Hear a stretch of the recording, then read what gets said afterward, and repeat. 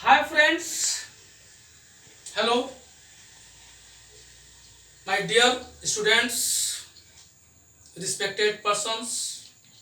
आज मैं फिर एक नए वीडियो के साथ आपके समक्ष आया हूं।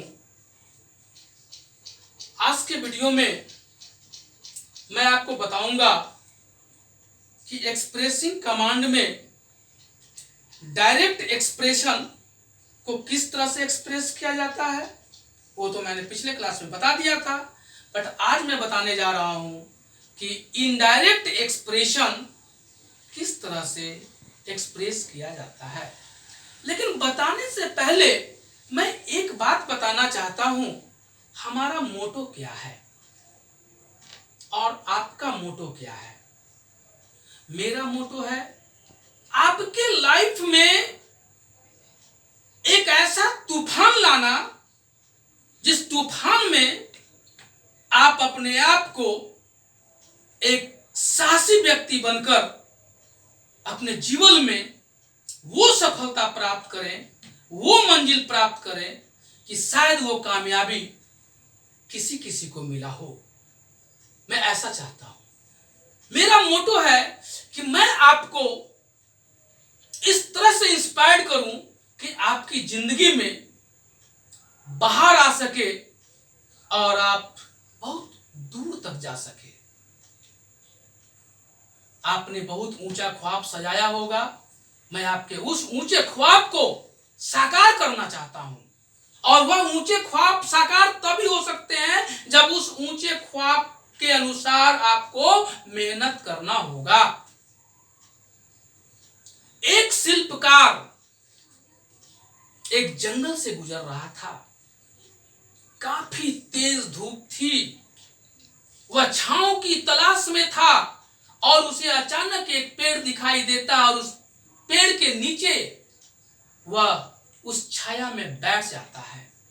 बैठने के बाद उसे एक पत्थर दिखाई देता है। वह उस पत्थर को ईश्वर का मूर्त रूप देना चाहता है और वह उस पत्थर को उठाकर अपने शिल्पकारी के औजार से, छेनी से उस पत्थर की मूर्ति पर वार करता है। वह दर्द से कराहता है वह पत्थर और वह पत्थर उसे मना कर देता है।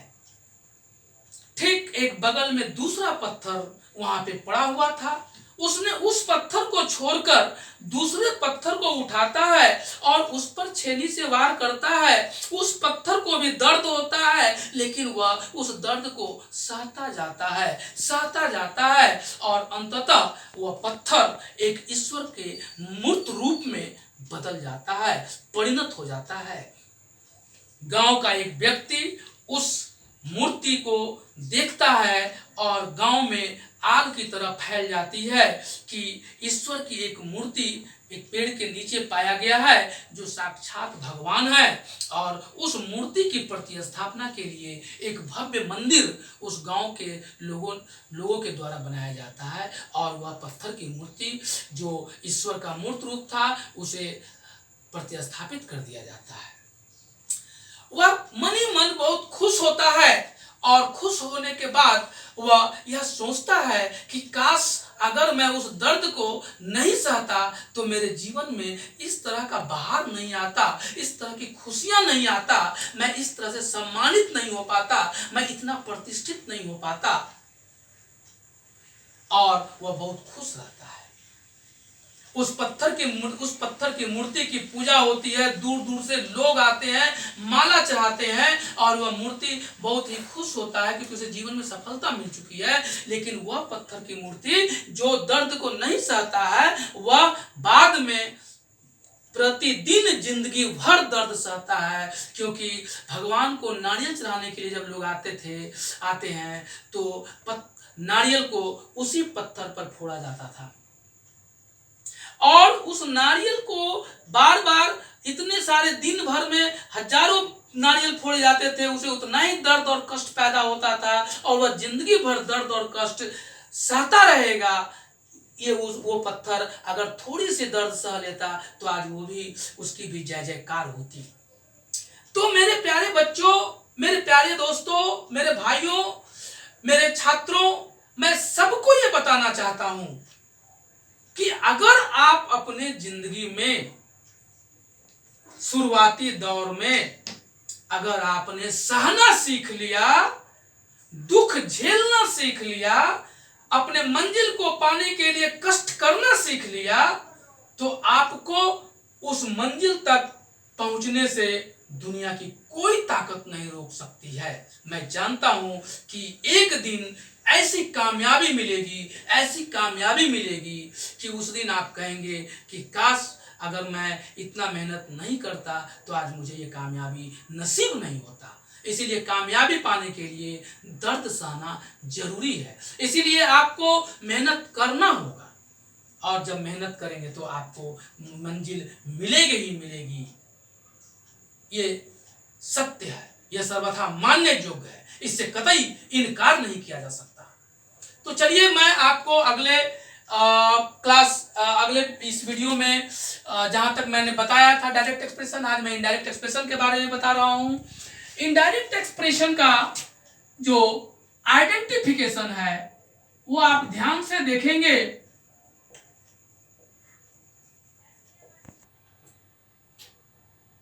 वाक्य के अंत में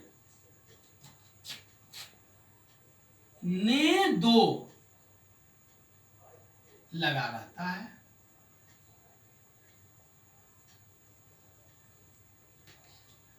इसका स्ट्रक्चर मैं लिख रहा हूं, आप यहां ध्यान से देखें। अफर्मेटिव सेंटेंस के लिए जो स्ट्रक्चर है आप ये ध्यान देंगे। अफर्मेटिव सेंटेंस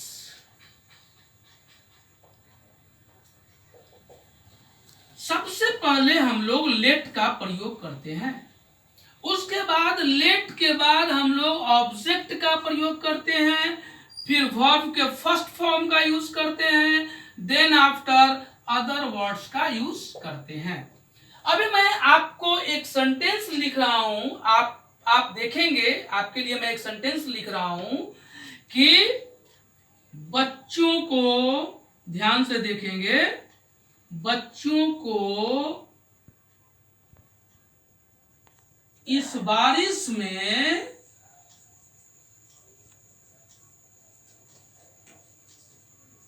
क्रिकेट खेलने के लिए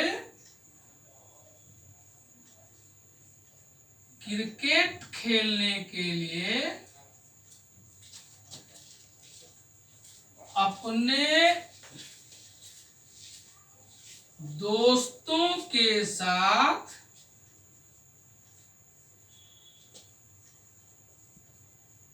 खेल के मैदान में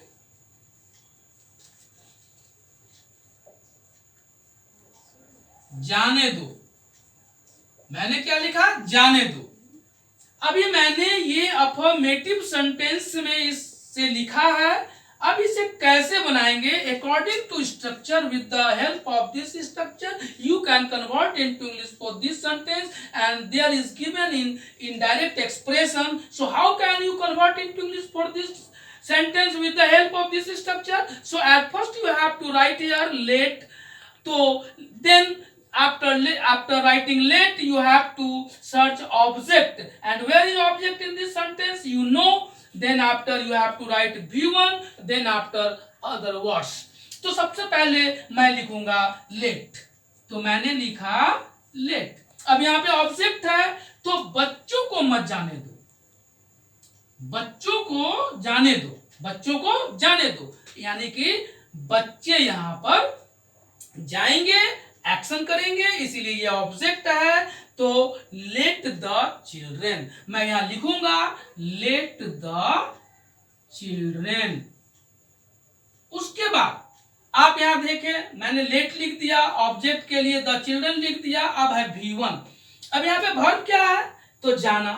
तो जाना के लिए हम लिखेंगे गो, लेट द चिल्ड्रेन गो। उसके बाद लिखेंगे खेल के मैदान में, late the children in the play ground, in the play ground. अब आप यहाँ देखिए, मैंने लिखा let the children go in the playground, उसके बाद है अपने दोस्तों के साथ, या इस बारिश में, जो भी लिखना है अपने दोस्तों के साथ, तो विथ देयर फ्रेंड्स। तो मैं यहां लिखूंगा विथ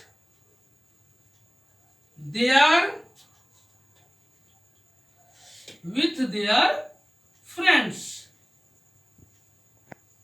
उसके बाद इस बारिश में, ये भी मैं लिख सकता हूं, या फिर क्रिकेट खेलने के लिए भी लिख सकता हूं, तो लिख दो टू प्ले क्रिकेट या फॉर प्लेइंग क्रिकेट। तो आप यहां लिख सकते हैं to play cricket, to play cricket. उसके बाद इस बारिश में, इन दिस रेन या in the rain, in the rain. अब आप यहां ध्यान से देखें, मैंने लिखा let the children go in the playground, let the children go, let the children go in the playground with their friends to play cricket in the rain.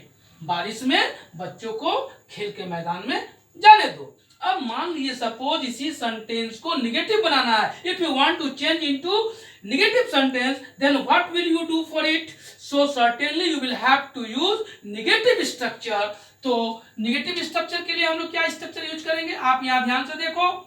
In negative structure के लिए हम यहाँ पे लिखेंगे let plus object plus not. Don't का use नहीं करेंगे, यहाँ पे नॉट का यूज करेंगे। Object plus not plus V1 plus other word, ये नेगेटिव स्ट्रक्चर है। अब नेगेटिव स्ट्रक्चर में हम लोग क्या करेंगे, अब यहाँ पे ध्यान से देखिए, बच्चों को इस बारिश में क्रिकेट खेलने के लिए अपने दोस्तों के साथ खेल के मैदान में मत जाने दो। मैंने यहाँ मत लगा दिया, आप ध्यान से देखें, मत जाने दो। अब मैं क्या करूंगा, आप देखें लेट मैंने लिखा है, मैंने यहाँ लेट लिखा है, आप ध्यान से देखो। उसके बाद ऑब्जेक्ट है, मैंने द चिल्ड्रन लिख दिया ऑब्जेक्ट की जगह पे, ये भी क्लियर है। उसके बाद है नॉट प्लस V1, लेकिन मैंने यहाँ पे V1 लिखा है, ये ऑब्जेक्ट है और ये V1 है, तो बस हमें कुछ नहीं करना है, यहाँ पे नॉट का यूज कर देना है। और यहाँ पे हो गया let the children not go, let the children not go in the playground with their friends to play cricket in the rain. और इस तरह से हमारा ये स्ट्रक्चर क्लियर हो गया। तो अफर्मेटिव स्ट्रक्चर के लिए भी आपने देखा कि अफर्मेटिव सेंटेंस को हम कैसे लिख सकते हैं, how can I convert into English for this sentence with the help of affirmative structure, and how can I convert into English for this sentence in negative structure. तो let plus object plus not plus V1 plus other word, और इस तरह से हम लोग इसको negative sentence में बना सकते हैं with the help of this structure. तो इन स्ट्रक्चर के सहारे हम लोग इनडायरेक्ट एक्सप्रेशन को भी आसानी से एक्सप्रेस कर सकते हैं। जैसे बच्चों को मत जाने दो, let the children not go, बच्चों को उधर मत जाने दो, let the children not go there, let the children not go there. इस तरह से हम लोग इस स्ट्रक्चर के बल पर आसानी से राइट भी कर सकते हैं, बोल भी सकते हैं। बस सीखने की जरूरत है। आप जिस दिन सीख लेंगे उस दिन आप सब कुछ जान जाएंगे, और जैसे जैसे सीखते रहेंगे वैसे वैसे आपका इंग्लिश इंप्रूव होता चला जाएगा। लेकिन वीडियो को जरूर देखना पड़ेगा, वीडियो नहीं देखेंगे तो आप नहीं सीखेंगे। और आप बेसिक को वीडियो नंबर 1 से लेकर ये सारे वीडियो जितना मैं दे रहा हूँ सबको आप स्टेप बाय स्टेप देखना ना भूले, और इस तरह से आप वीडियो देखते रहेंगे, आपका स्कूल आपका ये इंग्लिश इम्प्रूव होता रहेगा। तो आप निश्चित रूप से इंग्लिश सीख सकते हैं, कहीं से कोई प्रॉब्लम नहीं होगा, बस आपको मेहनत करना होगा। मैंने आपको मेहनत के लिए इंस्पायर्ड भी किया हूँ कि बिना मेहनत का कुछ नहीं मिलता है। जिंदगी में आगे बढ़ने के लिए मेहनत की आवश्यकता पड़ती ही पड़ती है। इसीलिए मेरे प्यारे दोस्तों, आप अपने ज़िंदगी में अगर इंग्लिश सीखना चाहते हैं तो मेरे सारे वीडियो को आप देखते रहिए, और लाइक सब्सक्राइब और शेयर करते रहिए, ताकि मैं हमेशा उत्साहित रहूं और हमारा वीडियो वायरल होता रहे, ताकि मैं आपको मन से अंग्रेजी सिखा सकूं। That's all.